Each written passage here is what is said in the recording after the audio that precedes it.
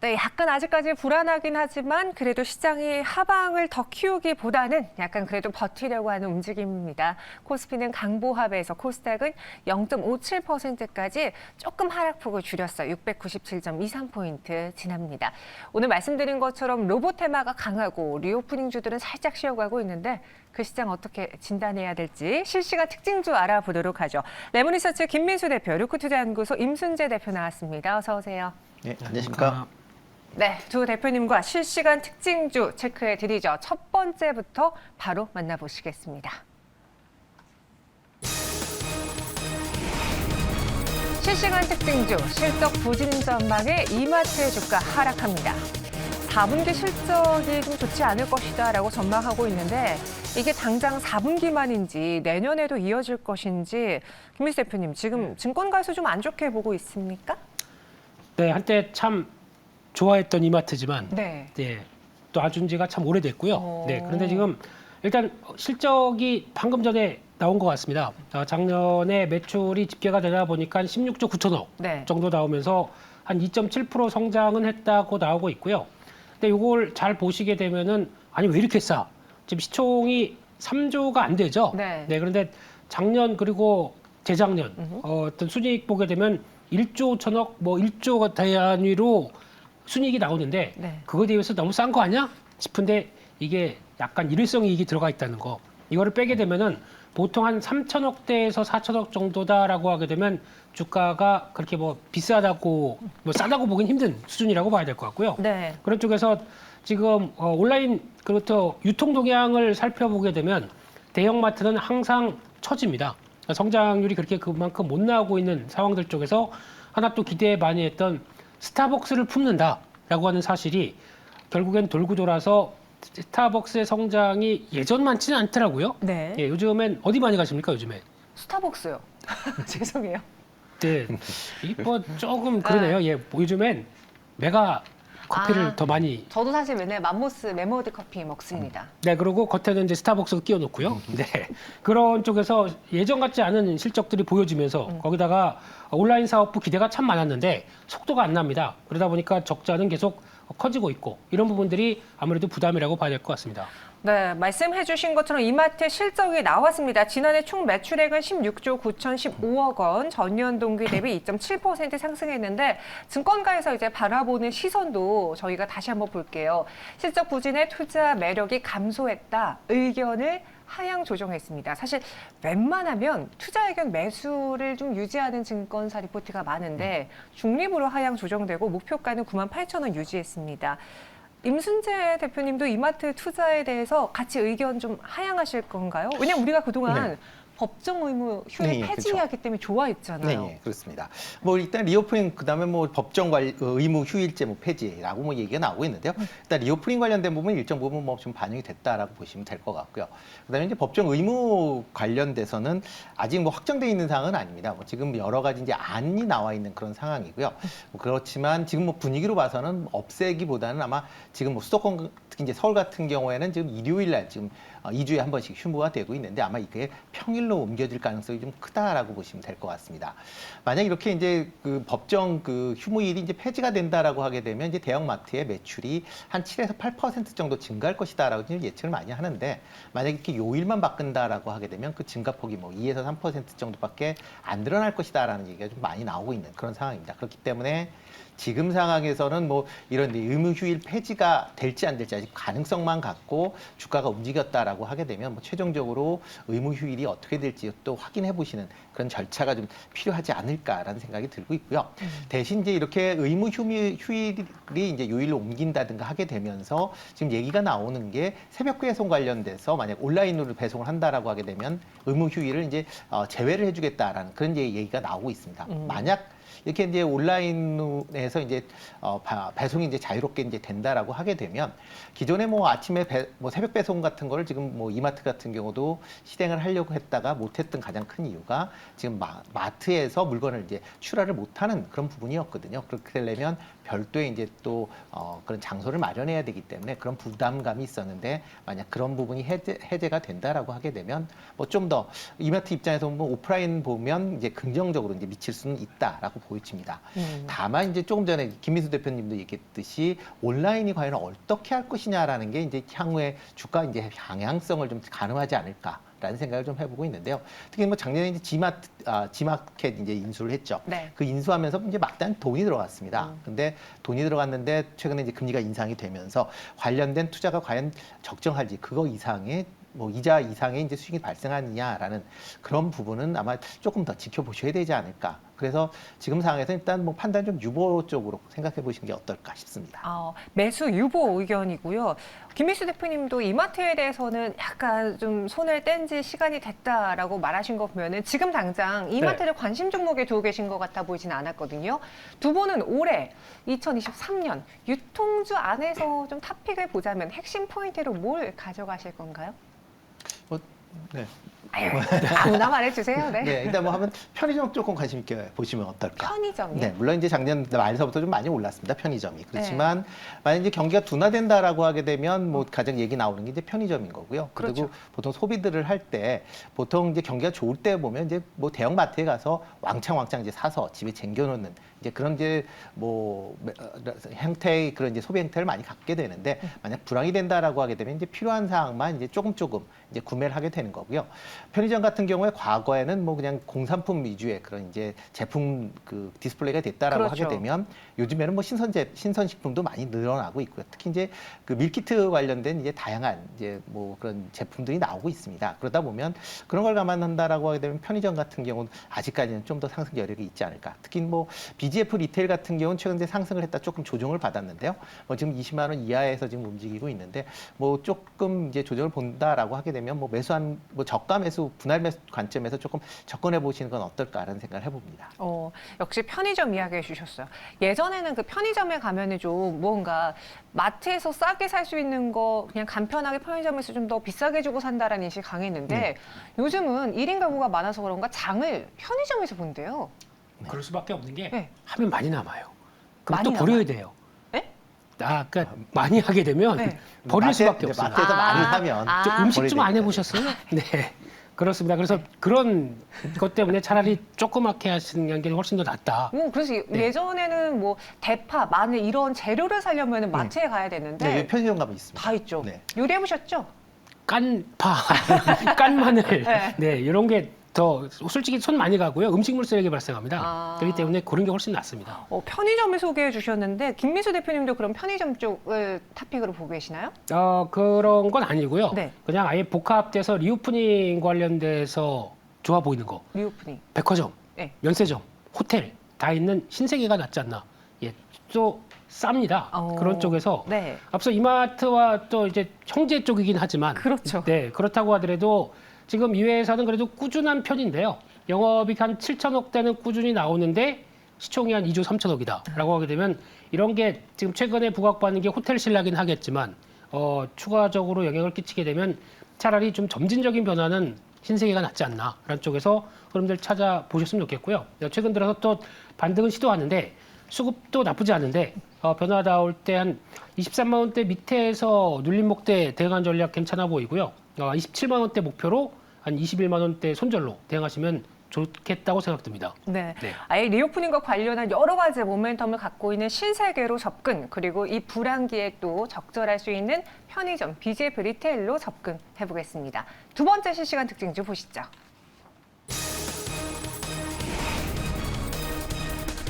우간다와 손잡나 원전주가 강세를 보이고 있습니다. 바로 전날 그 시간의 거래에서 급등한 대다수의 종목이 원전주였거든요. 우간다와의 원전 협력 소식 자세한 내용 김민수 대표 전해주시죠. 네, 김 기자입니다. 네. 네, 그래서 우간다와 또 어떤 원전 협력 소식의 얘기가 나오기 시작하면서 또 관련된 주가 어제부터 강했는데 이제는 또 아프리카로 가네요. 네, 그만큼 개발도상국도 에너지에 대한 관심도 상당히 높다. 이거에 대한 반증이라고 봐야 될 것 같고요. 그래서 우간다 수도가 캄팔라라고 다 아시죠? 네, 여기 한 100km 떨어진 쪽에 부옌데라고 있는데 여기에서 이제 원전 관련된 쪽을 우간다가 추진을 한다. 그래서 지금 처음에는 한 1,000메가와트 정도를 먼저 설립하고 2,000메가와트를 나중에. 그래서 이걸 한 3,000메가와트 정도까지 끌어내겠다라고 하는데 그 시간은 2031년 가동이다 보니까 앞으로 상당히 오래 걸리긴 하겠지만 원전이 다 그렇죠. 네, 그런 쪽에서 관련해서 아마 한수원과 관계자들은 10일 날부터 출국해서 관련된 논의를 이어간다고 합니다. 그만큼 우간다 입장 쪽에서는 약간 가성비를 높인 게 좋겠죠. 그래서 물론 다른 중국이나 뭐 다른 러시아나 미국 다 이렇게 관련돼서 다 총출동하겠지만 네. 그래도 가성비 측면 쪽에는 좀 유리하지 않겠느냐라고 하는 얘기가 나오다 보니까 그에 따라서 관심이 높아지는 게 현실인 것 같습니다.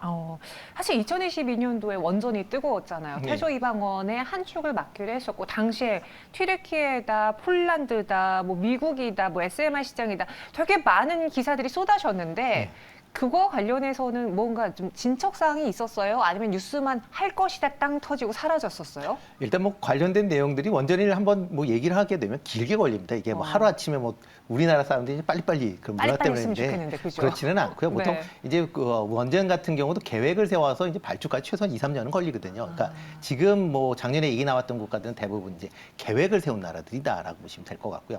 뭐 최소한 발전 관련된 이제 수주가 본격 진행되려면 아마 올해 말, 아니 많으면 이제 올해 말이고 아니면 내년이나 내후년까지도 이어질 가능성 충분히 있다라고 보시면 될 것 같습니다. 그런 이제 기대감 때문에 올랐다라고 보시면 될 것 같고요. 최종적으로 이렇게 이제 수주한 다음에 건설까지 한 7, 8년이 걸리니까 뭐 10년 이상의 이제 긴 프로젝트다라고 보시면 되겠습니다. 뭐 현재 상황에서는 뭐 여러 가지 작년도에 얘기가 나왔지만 아직까지 관련된 뭐 그런 여러 가지 이슈만 뭐 몰이만 됐고 실질적으로 이제 발주된 게 없다 보니까 최근에 이제 뭐 원전 관련주들도 이제 주가가 좀 주춤거렸던 이유 중에 하나가 관련된 뭐 얘기는 많았지만 실질적으로 뭐 수주되는 내용이 없었다라는 거고요. 아마 올해도 아마 당분간은 이런 이제 기대감으로 뭐 움직일 가능성은 충분히 있다라고 보시면 될 것 같습니다.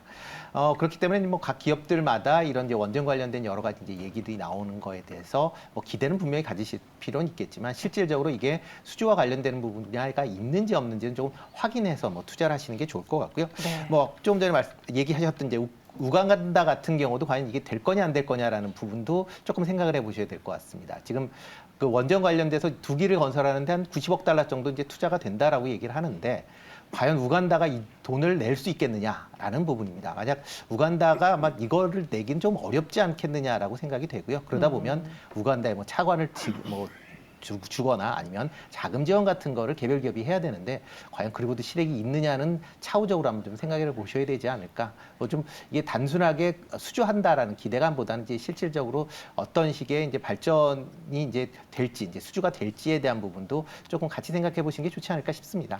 원체 이 자체가 계약이 이루어지는 시간이 좀 오래 소요되는 섹터다 보니까 인내심을 가지고 좀 길게 보거나 혹은 그 안에서 뉴스가 나올 때마다 트레이딩으로 봐야 될 것 같다라는 생각이 들거든요. 대표적으로 우리 개인 투자자분들이 두산 에너빌리티를 또 네. 많이 보셔요. 네, 그렇죠. 뭐 두산 에너빌리티 뭐 원전 관련된 뭐 대표주 종목이다라고 보여지는데요. 네. 뭐 요즘에는 원전보다는 아마 기타 관련된 이제 발전용 설비에 좀 더 뭐 포커스가 맞춰져 있는 거 아닌가라는 생각을 해보고 있습니다. 뭐 대표적으로 뭐 가스 터빈이나 아니면 수소가스 혼합 터빈이나 뭐 이런 쪽으로 차세대 이제 에너지 관련된 이제 이런 이제 발전원을 이제 발전 터빈을 만드는 쪽으로 아마 좀 더 포커스가 맞춰져야 되지 않을까 싶고요. 만약 원전이 이제 수주가 된다라고 하게 되면 이건 이제 부가적으로 더 큰 매출을 얻는다라는 관점에서 접근을 하실 필요가 있지 않을까 싶습니다. 그렇기 때문에 최근 들어 이제 주가가 계속 좀 옆으로 이제 횡보하는 그런 모습을 보이는데 뭐 아마 어떠한 이제 새롭게 그 이런 이제 신재생에너지 관련된 이슈가 나왔을 때 아마 주가 탄력성이 좀 더 좋을 것 같고요. 특히 원전 관련된 부분은 여전히 뭐 잠재적인 그런 이제 주가를 움직일 수 있는 동원이기 때문에 계속 좀 관심 있게 보시면 어떨까 싶습니다. 알겠습니다. 두산 에너빌리티 관심 종목으로 봤는데 수주 확인돼야 정말 제대로 상승을 할 것이다. 지금은 단기 트레이딩으로 보자라고 김민수 대표님도 이야기해 주셨습니다. 마지막 실시간 특징주 만나보시죠.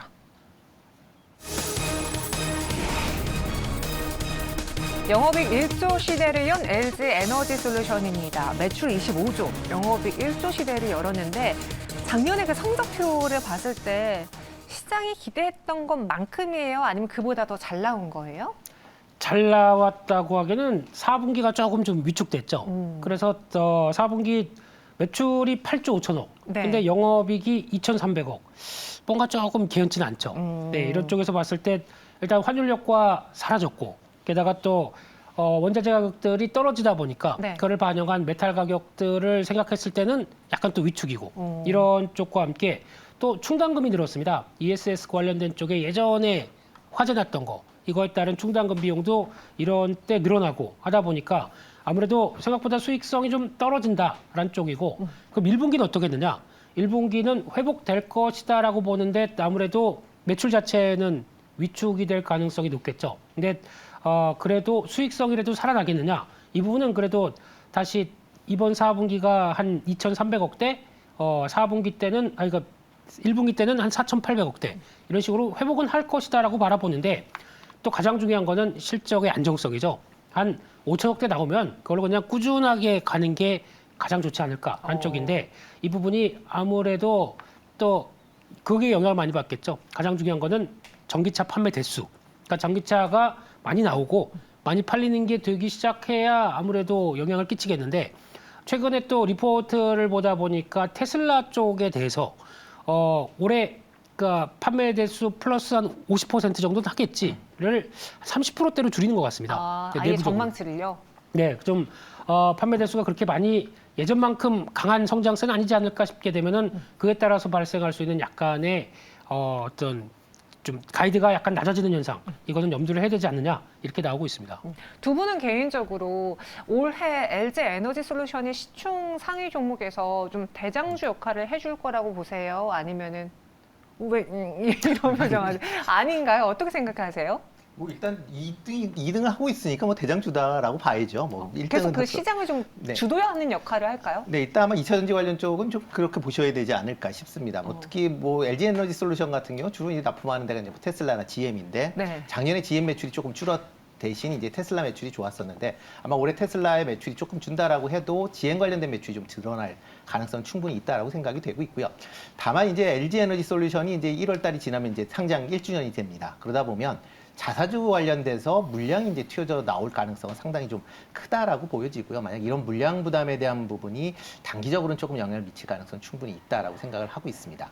다만 이제 이번에 오늘 아침에 신문에 나온 기사 내용처럼 뭐 LG가 뭐 유럽산 같은 경우, 유럽 포드 같은 경우 합작을 뭐 이렇게 할 것이다라는 그런 얘기가 나온다라고 하게 되면 이런 이제 향후 성장성에 대한 기대감은 뭐 여전히 갖고 있어도 되지 않을까. 그러니까 나 단기적으로 조정을 보인다라고 하게 되면 뭐 저가 매수 관점에서 분할 매수하는 건 나쁘지 않지 않나라는 생각을 해보고 있습니다. 제가 항상 사고 싶은 게 많다는 거 아시잖아요, 김민수 대표님. 네, 그래서 너무 많죠. 맞아요. 그래서 네. 주변에 그냥 2차 전지 소재들이 좀 부진할 때 네. 이거를 매수로 사볼까라고 많이 서베이를 돌려봤어요. 네. 근데 대다수의 분들이 굳이 지금?